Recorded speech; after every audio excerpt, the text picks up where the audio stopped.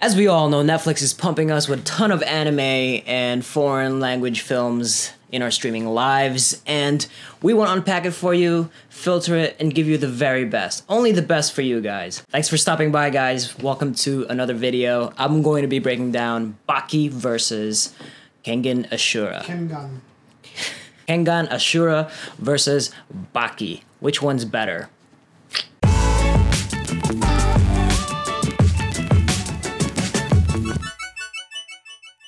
Guys, if you're new to this channel, please don't forget to subscribe and smash that bell notification for more videos from us. We get together every Sunday to catch up on our favorite TV shows, movies, and everything in pop culture entertainment. This video is going to be about anime. It's Kengan versus Baki. Which one is better? I keep saying Kengan, but it's really pronounced Kengan. Kengan. Whoa, guys, and if you're new, these two titles are ultimately going to be compared to each other because they're so similar in style, story structure, and subject matter. Both are a full course meal jam-packed of MMA epicness. It's so surreal and absurd that you just can't stop watching it. And guys, I'm gonna be telling you why ultimately Kengan is better than Baki. So let's start with Kengan first, since it's probably fresh in our minds. Netflix just released it a couple of weeks ago. You meet Oma and Mr. Yamashita right off the bat, introduces you to the story and the premise of the show. It's about Kengan matches.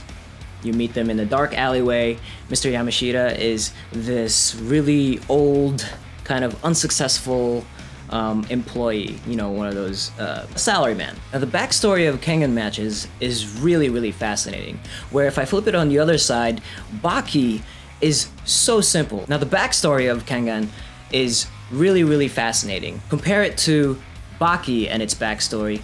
It's as simple as peanut butter and jelly. It's so simple, they all just fight for the sake of fighting. And that's it, nothing more, nothing less. Now, Kengan Ashura, the Kengan matches, its history starts all the way back in feudal Japan, where the richest merchants would settle an argument by pitting both of their fighters against each other. And whoever wins that fight wins the argument.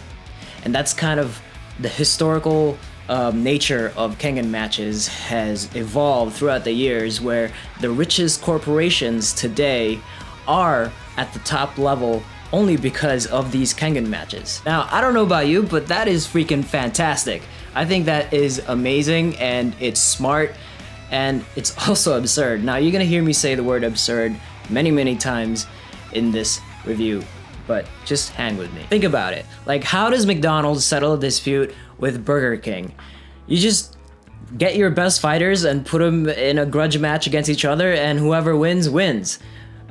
It's so insane and so ludicrous that it might actually be attainable. You could probably imagine that. What if that is what's actually happening? Anytime a corporation has a conflict with another company, it's settled with an epic MMA fight. Now that's so fucking awesome. I mean, in this show we have Nintendo, 22nd Century Fox, and Panasonic. Can you imagine what a corporation like Apple or Microsoft might be introduced in this show?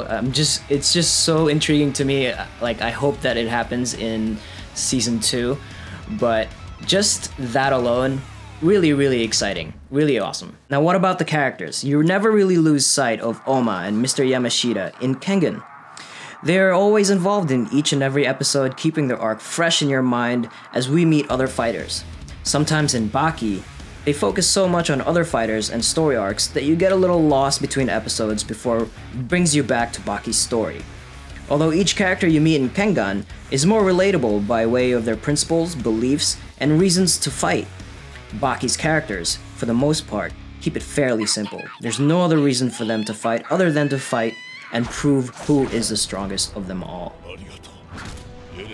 The fights! I'm leaning towards giving this a tie. It's exactly the same in terms of how they showcase the matches. There's a narrator each and every step of the way explaining everything you need to know about the techniques and even the science of it.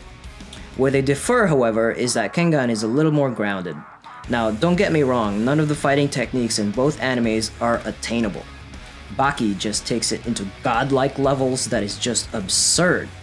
Still highly enjoyable and fun to watch, Kengan can be absurd as well, but it's still grounded in a way that it might still be believable. Think Fist of the North Star versus Street Fighter. Baki is the former, and Kengan is the latter.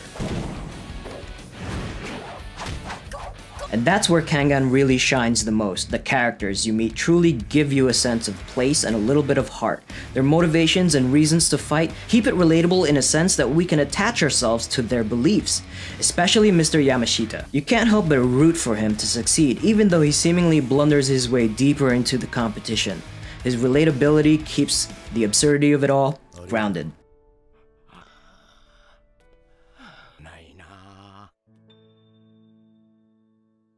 Now guys, I know that this is just my opinion, and you know what we always say, different strokes for different folks.